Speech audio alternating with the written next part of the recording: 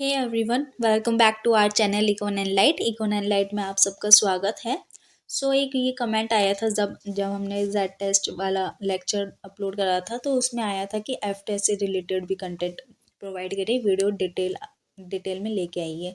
ठीक है, ये हमारा जो कमेंट करा था वो @AJ स्टैंड विद स्टूडेंट ने करा है। तो प्लीज़ अगर आप ये लेक्चर देख रहे हैं तो प्लीज़ कमेंट में ज़रूर लिखना कि आपको ये लेक्चर पसंद आया है या फिर नहीं, इस टाइप का आप कंटेंट ही चाहिए था या फिर इससे रिलेटेड और कुछ भी आपको चाहिए। एंड इनके अलावा अगर किसी और को भी लेक्चर अच्छा लगे या फिर कोई डाउट बचे तो वो भी कमेंट में लिख सकता है। ठीक है, तो इससे पहले हमने क्या है टी और जेड टेस्ट हमने कर लिए हैं अपने कंप्लीट। आज क्या है एफ टेस्ट की बारी है। एफ टेस्ट आपका बहुत इम्पॉर्टेंट है। ठीक है, इससे ज़्यादा अगर T Z and F test में से आपको करना है, सबसे पहले अगर आपको चीज़ प्रायोरिटाइज करनी है तो आप एफ टेस्ट करोगे, क्योंकि इससे क्या है एनटीए बहुत एक तो डीप में क्वेश्चन कर रहा है। ठीक है, एंड इनके जो थोड़ा सा क्वाइट कंफ्यूजिंग भी है। ये क्या है टी जेड थोड़े सीधे सीधे टाइप है। ठीक है, ये ऐसा है तो है, नहीं है तो नहीं है। बट एफ टेस्ट क्या है, एफ टेस्ट के 5 से 6 अलग अलग पर्पस हैं। ठीक है, अगर आप टाइम सीरीज में एफ टेस्ट लगाओगे उसके लिए आपका क्या है अलग उसमें चाउ टेस्ट लगाते हैं। ठीक है, स्टेशनरी को फाइंड करने के लिए, तो उसमें एफ टेस्ट अलग है आपका।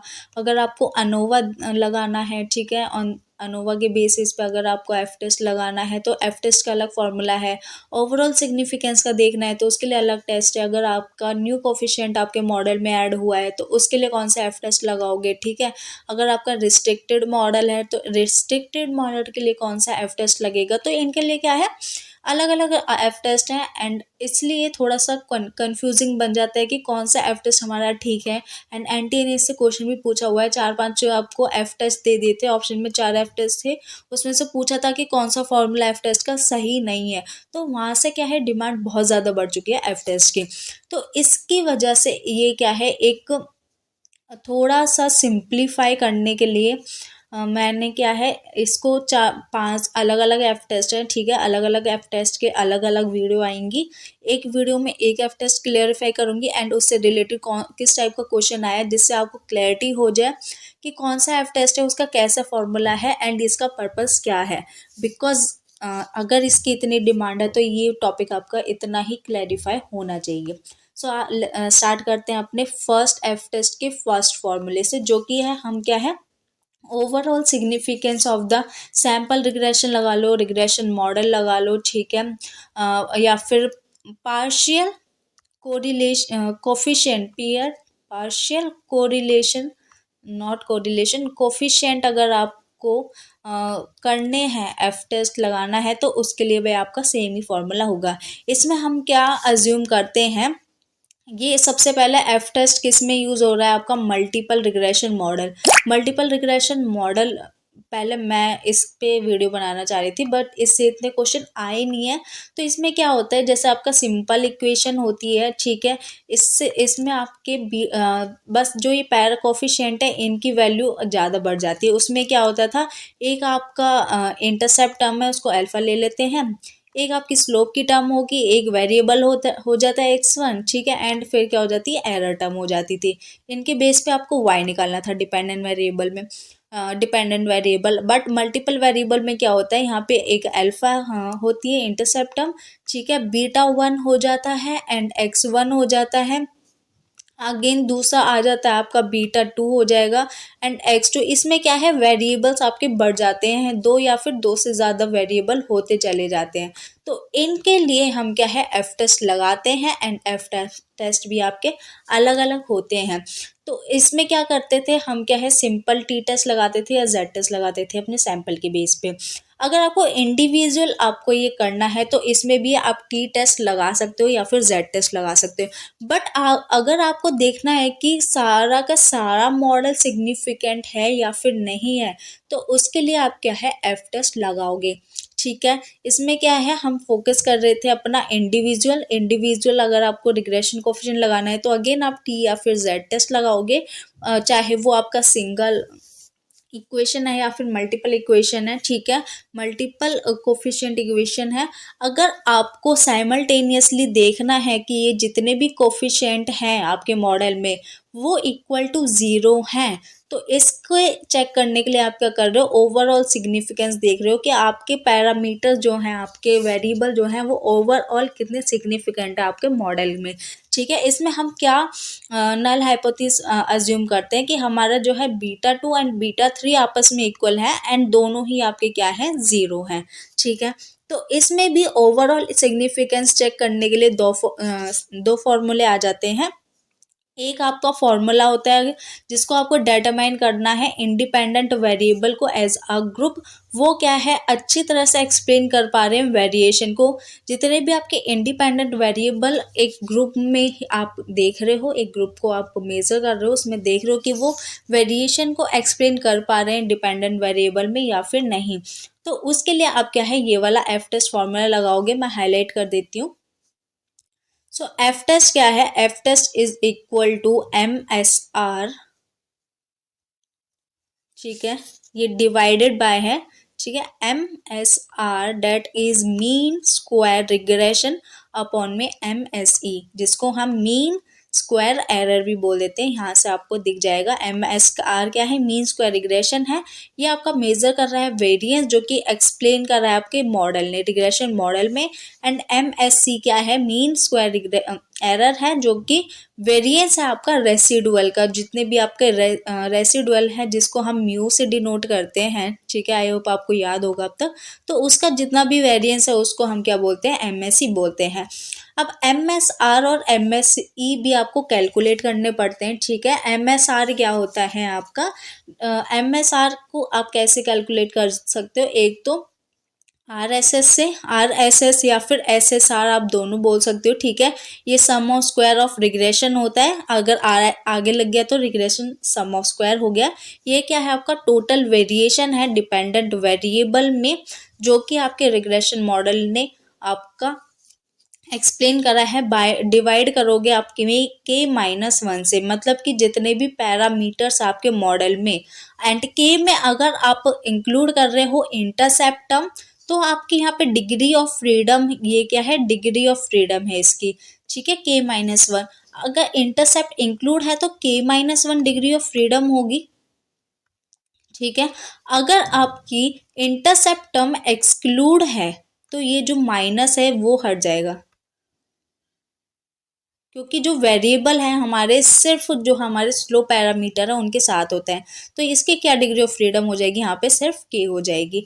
ठीक है, ऐसे ही मीन सम ऑफ स्क्वायर निकालने के लिए आप क्या करोगे, SSC that is sum of square of error, जो भी आपका एरर है उसके स्क्वायर का सम कर दोगे, या फिर एरर सम ऑफ स्क्वायर भी बोल सकते हैं। जो भी आपके रेसिडुअल का रिग्रेशन एक्सप्लेन कर रहा है डिपेंडेंट वेरिएबल में, इसको सम ऑफ स्क्वायर बोलते हैं। इसकी जो डिग्री ऑफ फ्रीडम है, ठीक है, ये डिवाइडेड बाय जो है इनकी रिस्पेक्टिव डिग्री ऑफ फ्रीडम है, इसको बोलते हैं N। ये क्या हो गए, टोटल नंबर ऑफ ऑब्जर्वेशन हो गए। एंड K क्या हो गए, number of parameters in the model. And जो ये आपकी MSC की डिग्री ऑफ फ्रीडम है, ये किसके बेस पे होगी, MSR के बेस पे। ठीक है, अगर MSR की डिग्री ऑफ फ्रीडम K है, सॉरी K-1 है, तो यहाँ पे क्या हो गया, N-K हो गया। लेकिन अगर MSR की डिग्री ऑफ फ्रीडम K है, तो इसकी जो MSR की अगर डिग्री ऑफ फ्रीडम K है, तो इसकी क्या जो सॉरी MSE की जो डिग्री ऑफ फ्रीडम है वो क्या हो जाएगी, N-K-1। ठीक है, इसका मतलब क्या है, इसमें इन दोनों में इंटरसेप्टम क्या है, एक्सक्लूडेड है।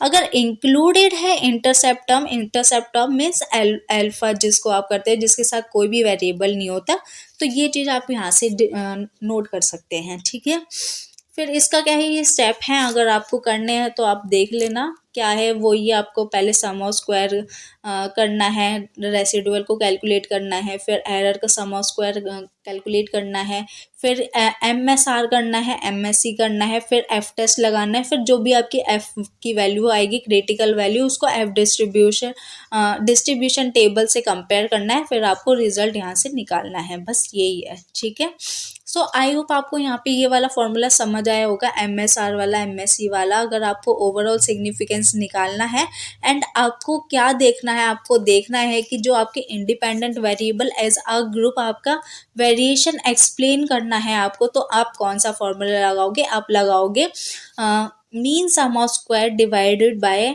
Mean square error. ठीक है, एंड ये एफ टेस्ट आपका जो ऑन ब्रॉड लेवल एक स्टैटिस्टिक में किसने दिया है आपका, ये आपका फिशर ने दिया है। एंड ऊपर भी मैं लिखना भूल गई थी, जो आपका जेड टेस्ट है वो भी आपका किसने दिया है, फिशर ने दिया है। ये दोनों ही टेस्ट आपके फिशर ने दिया है। एंड इसको एक और नाम से जाना जाता है, that is variance ratio test. ठीक है, एक वेरिएंस करके भी फॉर्मूला होता है, वो आगे जाके देखेंगे, इसलिए इसको क्या है, वेरिएंस रेशियो टेस्ट भी बोला जाता है। सो ये चीज़ आपको नोट कर लेनी है। पता नहीं कितना इजी क्वेश्चन पूछ ले, कितना हार्ड क्वेश्चन पूछ ले, हम कभी हार्ड करते रह जाएं और इजी चीज़ें छूट जाएं, तो वो नहीं करना है। इजी तो करनी है एंड हार्ड भी आपको करनी है। ठीक है, एंड इसके जो एफ टेस्ट की हमारी जो वैल्यू होती है वो 0 टू इन्फिनिटी होती है हमेशा। ठीक है, एंड ये कभी भी आपका क्या है, नेगेटिव नहीं होता, ये हमेशा आपका पॉजिटिव ही रहेगा इस वजह से। ठीक है, एंड नेक्स्ट पे चलते हैं। सो दूसरा ये क्या है, ओवरऑल सिग्निफिकेंस में आपका सेकंड जो हमारा एफ टेस्ट यूज़ करते हैं, वो हम कोफिशिएंट ऑफ डिटर्मिनेशन को यूज़ करके करते हैं, जिसको हम आर स्क्वायर भी बोलते हैं। ठीक है, इसका पर्पस क्या है, अगर आपको to determine if the regression model explain a significant portion of the variance in the dependent variable using R square value, अगर कोफिशिएंट ऑफ डिटर्मिनेशन की वैल्यू से आपको पता चल रहा है कि कितना वेरिएंस आपका एक्सप्लेन हो रहा है, कौन सा पोर्शन सिग्निफिकेंटली एक्सप्लेन कर पा रहा है, तो आप क्या है, ये वाला फॉर्मूला लगाओगे। ठीक है, यहाँ पे आपको ये थोड़ा सा एक लाइन में दिख रहा है, मैं आपको बता देती हूँ क्लियरली लिख के। तो ये फॉर्मूला है आर स्क्वायर डिवाइडेड बाय इसकी डिग्री ऑफ फ्रीडम। ठीक है, एंड फिर आ जाता है 1 minus R square divided by degree of freedom.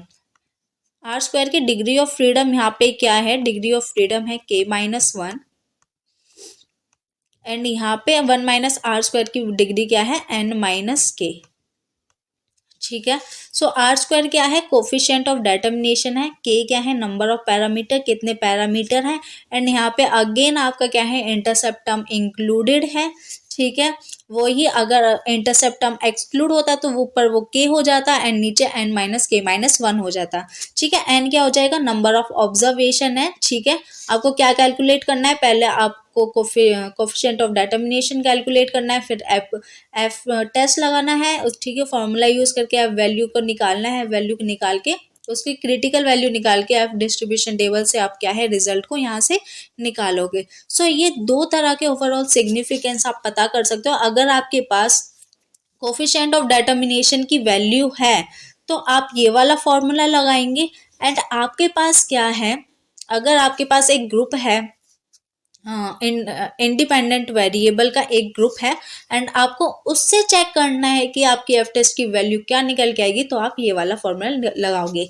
I hope आपको यहाँ से क्लैरिटी मिल गई कि आप कौन सा फॉर्मूला कब लगाओगे। ठीक है, सो आपके ये दो प्राइमरी एफ टेस्ट हैं जिनकी वजह से हम क्या है, overall significance of a regression model को चेक कर सकते हैं। ठीक है, आपके जो प्रिडिक्टर हैं एज अ ग्रुप, और वो कितना कंट्रीब्यूट कर रहे हैं आपको मॉडल की वेरिएबिलिटी को एक्सप्लेन करने के लिए। तो इसके नीचे क्या है, इससे ओवरऑल सिग्निफिकेंस वाले से रिलेटेड आपके कुछ PYQ आए हुए हैं, तो इन PYQ को अच्छी तरह से यहाँ पे क्या है, डिस्कस कर लेते हैं। बिकॉज एक कॉन्सेप्ट के साथ क्या है, PYQ की अप्रोच अगर आपके पास होती है, PYQ प्लस कॉन्सेप्ट, एंड इसके बाद आप क्या है, रिवीजन पे ज़्यादा फोकस करते हैं। ठीक है, दोनों ही चीज़ें, ना कि खाली कॉन्सेप्ट और PYQ, तो इसके बाद आपके क्या जो चांसेस होते हैं वो ज़्यादा हो जाते हैं क्लियर करने के। सो यहाँ पे क्या है आपका ये देखिए, ओवरऑल टेस्टिंग ओवरऑल सिग्निफिकेंस, एक सेकेंड ही हाइड हो गया।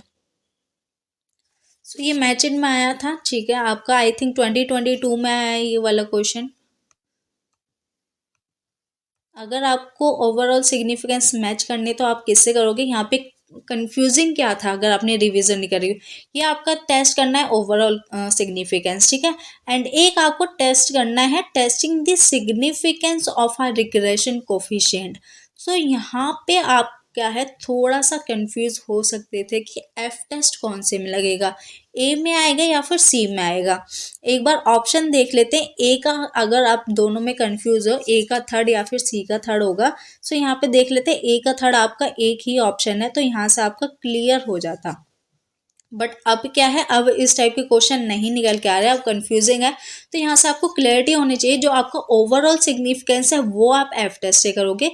बट जब आपको टेस्ट करना है रिग्रेशन कोफिशिएंट का सिग्निफिकेंस, मीन्स आपके जो भी कोफिशिएंट है इंडिविजुअली उनको आपको करना है, तो उसके लिए आपको टी टेस्ट लगाना होगा, ठीक है।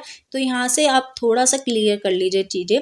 फिर इसके बाद ये आपका देखिए आया है एक मल्टीपल रिग्रेशन मॉडल है, उसमें आपकी नल हाइपोथेसिस है बीटा 2 और बीटा 3 क्या है, इक्वल है, और दोनों की वैल्यू 0 है। सो ऊपर ही मैंने हाइपोथेसिस में बता दिया था कि ओवरऑल सिग्निफिकेंस कब चेक करते हैं, जब हमारे जो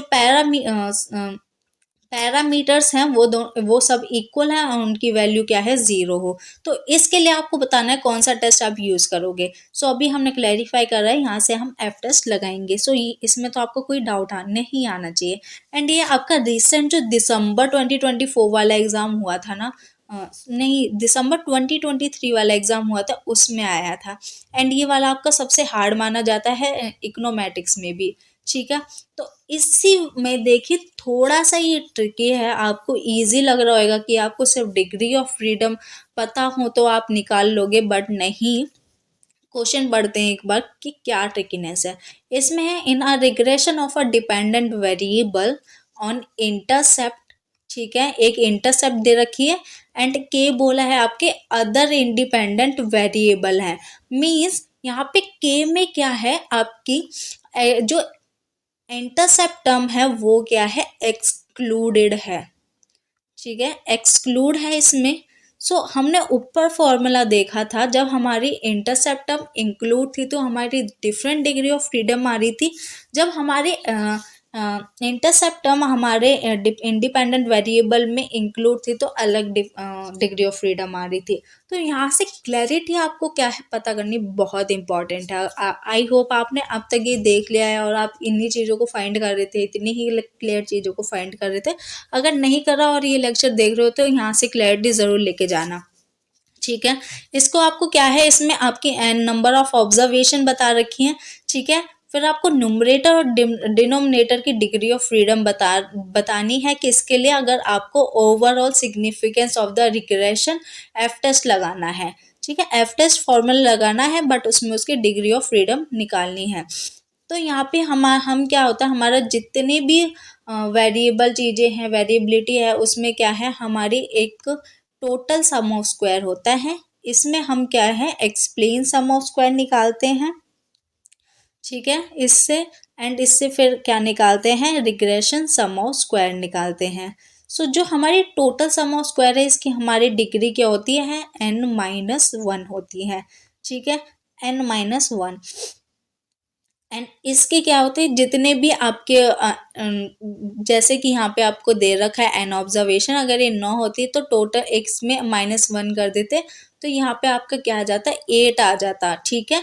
डिग्री ऑफ फ्रीडम मतलब क्या होता है, कितने वेरिएबल के पास क्या है, पावर है, राइट है कि वो फ्रीली मूव कर सके, वो फ्रीली चेंज हो सके, ठीक है, उनकी वेरिएबिलिटी चेंज हो जाए।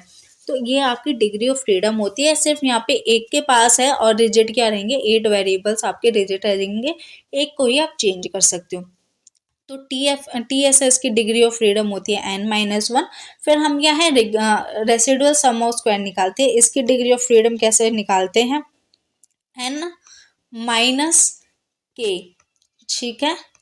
बट यहाँ पे देखिए आपकी क्या है, इंडिपेंडेंट वेरिएबल है एंड इसके अलावा आपकी इंटरसेप्ट टर्म अलग दे रखी है। मतलब कि आपके जो वो हो गए इंडिपेंडेंट वेरिएबल आपके हो गए, वो हो गए k+1 यहाँ पे। सो ये ही आपकी ट्रिकी चीज़ थी जो आपको निकालनी थी। एंड इसका डिग्री ऑफ फ्रीडम क्या हो गई, n-k, क्योंकि हम यहाँ से सॉल्व कर रहे हैं तो n-k-1 इसकी डिग्री ऑफ फ्रीडम हो गई आपकी रेसिडुअल की n-k-1। And E S S की क्या हो गई आपकी, फिर टी एस एस में से that is T S S में से आप अगर आर एस एस माइनस कर दोगे तो टी आपका आ जाएगा एक्सप्लेन सम ऑफ स्क्वायर, इसमें आपकी टी एस एस है एन माइनस वन एंड फिर रेसिडुअल सम ऑफ स्क्वायर है एन माइनस के माइनस वन। ठीक है, इसको सॉल्व करेंगे तो आ जाएगा एन माइनस वन,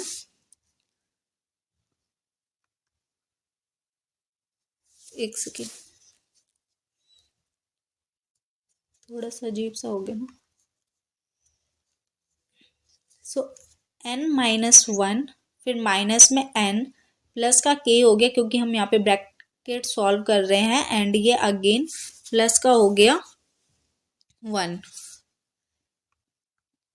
ठीक है, माइनस और प्लस वाले आपस में कट गए हैं वेरिएबल। ठीक है, इसमें आपकी क्या बचा, सिर्फ के बचा, तो आर ई एस एस की क्या डिग्री ऑफ फ्रीडम होगी, के हो गई, एंड आपकी आर एस एस की डिग्री ऑफ फ्रीडम क्या हो गई आपकी, एन माइनस के माइनस वन। सो इसकी वजह से जो आंसर आया आपका सेकंड आएगा। ठीक है, वरना अगर ऊपर वाला फॉर्मूला देखे तो हमारा क्या है, के माइनस वन और एन माइनस के था, बट यहाँ पे इंटरसेप्ट टर्म एक्सक्लूड है, इसकी वजह से इसकी जो डिग्री ऑफ फ्रीडम है वो चेंज होगी। ये चीज़ मैंने ऊपर एक्सप्लेन आपको सिर्फ डायरेक्टली कर दिया था, बट यहाँ पे आपको पूरा एक्सप्लेन करके दिखाया है।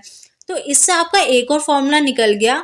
ठीक है, इस कैसे, यहाँ पे हमने ई एस एस लिया था, सो ये तो मैंने एक्सप्लेन कर दिया। ठीक है, बट यही चीज़ थी कि टी एस एस क्या है, आपकी दो चीज़ों में डिवाइड हो जाता है, that is R S S and E S S, explain sum of square.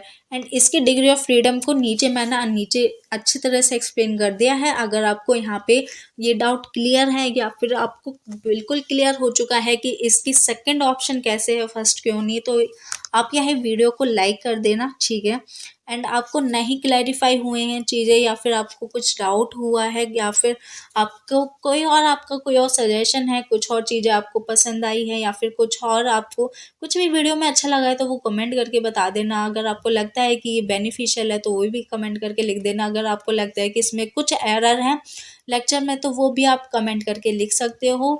अगर आप मुझे करेक्ट करोगे तो मोस्ट वेलकम।